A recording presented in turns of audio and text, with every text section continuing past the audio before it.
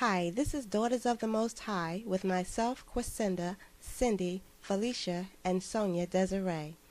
Daughters of the Most High, we're shining.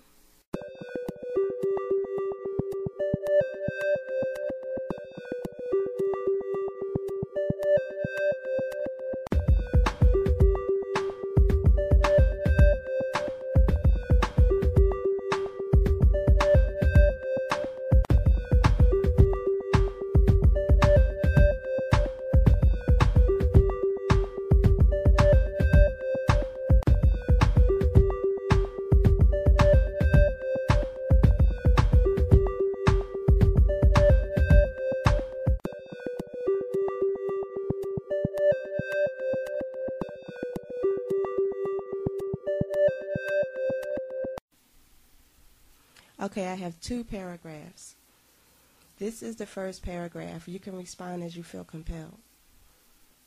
Some women who give in to God come because their relationships with a man is suffering. That most women have set their man as an idol up in their heart, and when the idol is removed at some point through a relationship problem or separation, all of a sudden a woman goes to God because they use God to substitute the relationship they are now losing.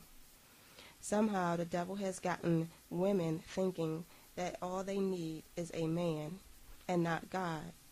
Most women, when they don't have a man, pray for one. There's nothing wrong with that. The problem comes in when that prayer becomes all that you pray for and live for every day. All I need God for is a man. And when I don't have one, all I need God for is to get me a man.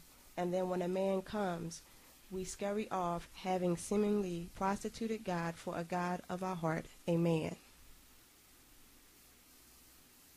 I think it has a lot to do with balance, and that the balance is key, and the balance needs to be there before the relationship actually starts. So the women need to have God in place already and know his importance, so that God doesn't get displaced after the relationship starts, because the relationship is going to start off more than likely really nice. So at that time, it won't really be a thing where she can't focus. But after the hard times come in, I think she, instead of praying maybe more about it, maybe she just tends to try to do more and spend more of her time and emotions on salvaging it or making it better, instead of, still putting God first in everything that she does, even with the relationship. But the balance is hard to maintain at the same time, because once we're balancing a relationship, we're also balancing all the other things in our lives. And it's quite easy to make our prayer last, our fasting, something that might not happen because we need the energy, we think, to get through our day, and also the other things that just pulls at us. And it's very easy to make that, the last thing that we do, because we forget that the strength comes from him, and we start feeling like we need to get the strength from other places. Right, I do agree. I think this is a very important topic that many women face at one point or another, whether they're single or married, have been probably dealt with the same, the different emotions. At one point it's either this is a man, or then when the day is not going that well, then we turn to God.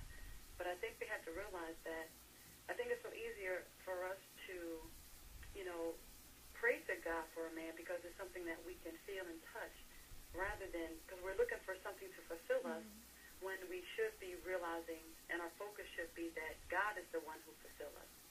Even when situations in a relationship is going well, we have to realize that it's not that person that's fulfilling us, it's God. That God is our priority and not man. And I think when we get in tune with who we are as women, then we won't be praying that God send me a man. Our prayers will be directed in a different area.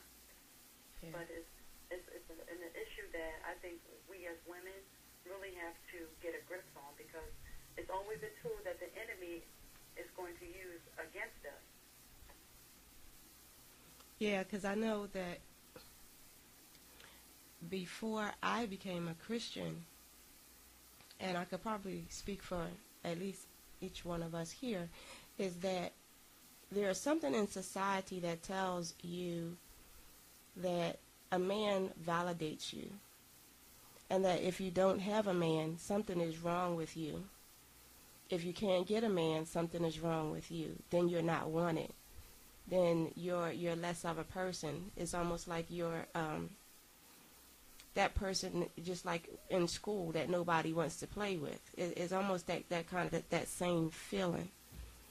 And so I think what happens is when you become a Christian and you really going to know Christ, it can be hard to break from that way of thinking that society has formed you to think.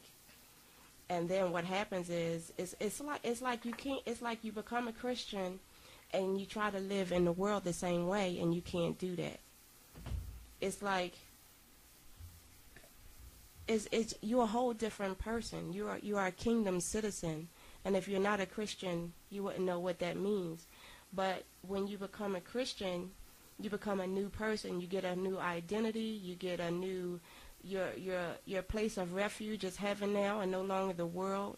God is your Father, and no longer the world doesn't identify you and define who you are. Christ is the one who does that. So it's hard for Christian women to come to Christ and be able to get rid of all that society says that she should be.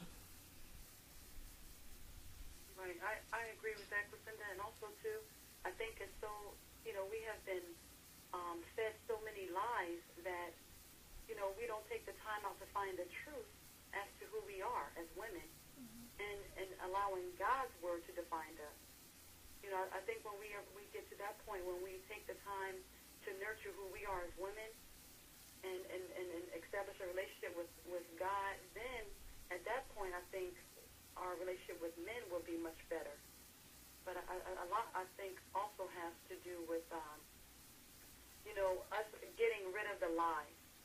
The lies that we've been taught to as young girls, and then we brought them into our adulthood, and never ever really finding out the truth, never ever really finding out that we do have a purpose and a destiny, and it's not a man who's going to define us, but it's going to be God's word. I think most women get lonely, and that's the issue at hand, is that when you become a Christian, or you're just going through your Christian walk, you tend to get lonely during that time, especially if you're trying to focus on yourself and focus on your spiritual relationship with God. You start to go through issues personally of being lonely, and then that's where it starts to unfold, and you start to focus more on a man more than yourself. What is it that, like you were saying, Sonia, that what could one tell a woman out there who does get lonely, who is a Christian, who is fighting that battle of wanting to be with somebody, wanting to have that man, no matter what her Christianity says to her, that she just has this deep, dire desire to be with a man because she is lonely and she don't want to feel that loneliness. I mean, I'm going through that now with my own personal life. Just recently getting out of a relationship and realizing that I need to focus on myself and focus on my relationship with God, because He is first in my life, and that's what's most important to me. That means that you have to give up certain things in life in order to fulfill yourself spiritually, and that's the main thing. That's the main focus for me.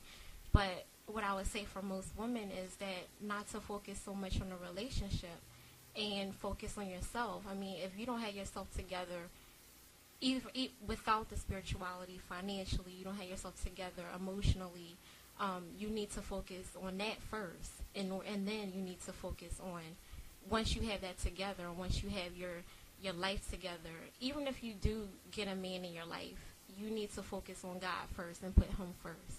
And the most important thing is to find someone that is equally yoked. I mean, we all learned when we became Christians that we should be with a man that is equally yoked, which means that you should be with a man that's a Christian also. You should be with someone that's going to pray with you, someone that's going to go to church with you.